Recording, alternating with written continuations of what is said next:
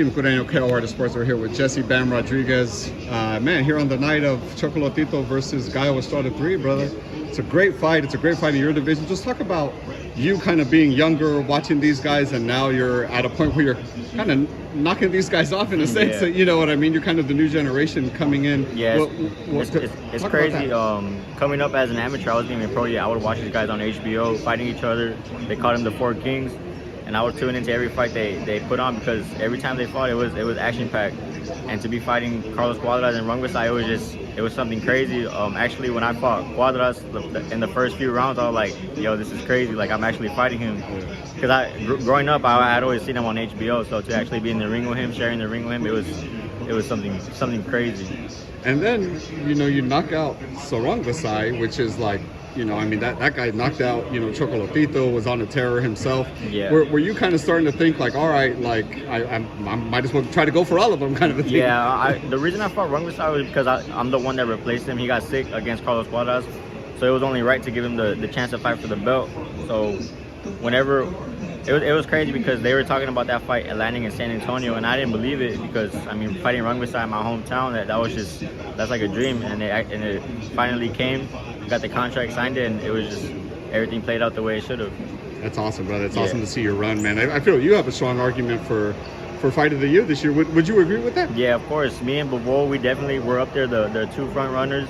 If it goes to Bivol, I'm not gonna be mad. He beat the face of boxing, and then he goes and beats Ramirez fairly easy. So I mean, he had just as good of a year as I did. So if he gets it, I have no problem with that.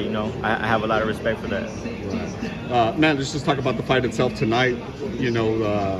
Chocolatito won the first one, Gallo won the second one, very close the second time around. What do you see happening tonight? Yeah, I believe this fight's gonna be the best of the trilogy, just because they both want to end it on the win. They want to have bragging rights when it's all said and done. So both of them are gonna go in that ring with that mentality, and it's just gonna play out for another war. And it's, like I said, it's gonna be the best of the three. I agree with you, brother. Yeah. I think it will be. Obviously, looking at the winner, is that the goal to face the winner? I know your brother is fighting for a belt in December, New Year's actually. In Japan.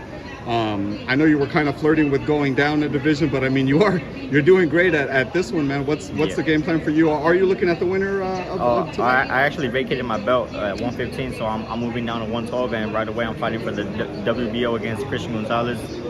Looking like sometime in March. So once that happens, I'm want to pick up another title there, and then eventually move my way back up.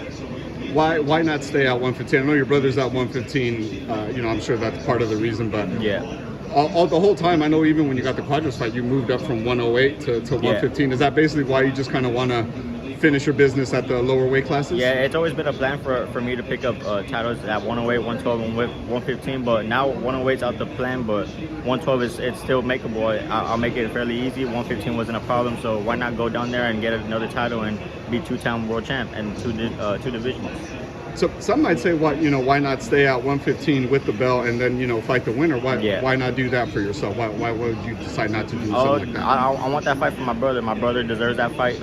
Once he wins in Japan, then there's going to be a mega fight. They're going to unify 3 belts. You're going to be out in Japan, man? Yeah, of course. I'm leaving with my brother 2 weeks ahead. Oh, okay. Yeah. Nice. That's going to be awesome. That's going to be a crazy kind of experience, right? Badass. Yeah, it's going to be awesome, brother. Just some fights, man, I want to get your take on. David Benavidez, it sounds like him and Caleb Plant have agreed to fight. We don't have a date or anything, but I mean, we finally got one, right? It sounds like they both agreed to it. Yeah. How do you think that one plays out? It's a badass fight. Caleb Plant is very skillful, but Benavidez he's different. He's one of those different top fighters, and I believe he takes that fight. I believe he even knocks out Caleb Plant. Really? Yeah, I think so. How does he do it? Accumulation, one shot? Well, he has just as much skill as Caleb Plant, but he showcases it in a different way. So I believe he walks him down and gets a stoppage. Another fight, man. We didn't get the one we wanted, right? It was supposed to be Crawford Spence. Obviously, that didn't happen. What was your thought on that? When that happened, where rather fell apart. Yeah, I mean, it was disappointing to see that's a fight everyone wants to see in boxing. It's like a Manny Pacquiao versus Floyd Mayweather, but of these days. So when it fell through, it was like I said, it was disappointing. But I believe next year it happens. We might get Spence versus Thurman now as a kind of as a solid consolation prize.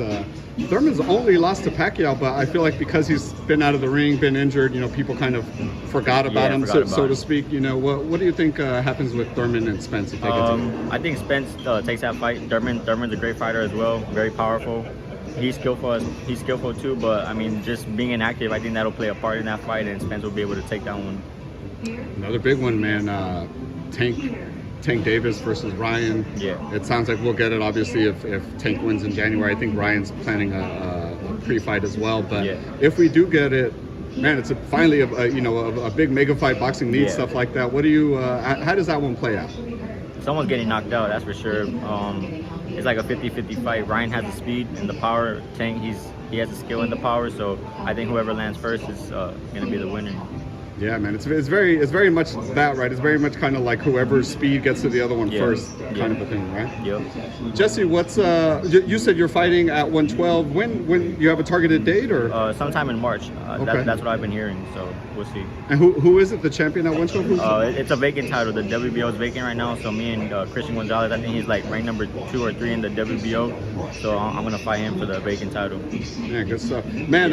Just wanted to close off with I interviewed Loma recently. I told him that you were a fan of his style, his footwork. He said he's a fan of yours, man. What did you think when you saw that? That was crazy. Even like during the media day for that fight, someone had asked me about Loma, like if he watches my fight or something like that, and I said Loma probably doesn't even know about me. Like he doesn't know who I am. And it just happened that he was there watching my fight, and he remembered my skills and what I did in that ring. So it was badass to see when that video it came upon my Twitter.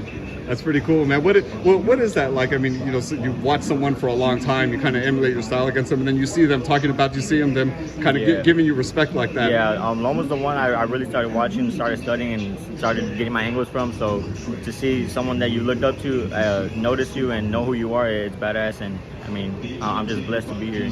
That's awesome, brother. Jesse, man, tell the fans where they can follow you and see the announcement and everything for your upcoming fight. My Instagram and Twitter is 210 Bam. There it is. Bam Rodriguez, thank you so much, brother. Appreciate your time. Appreciate you. Enjoy the night.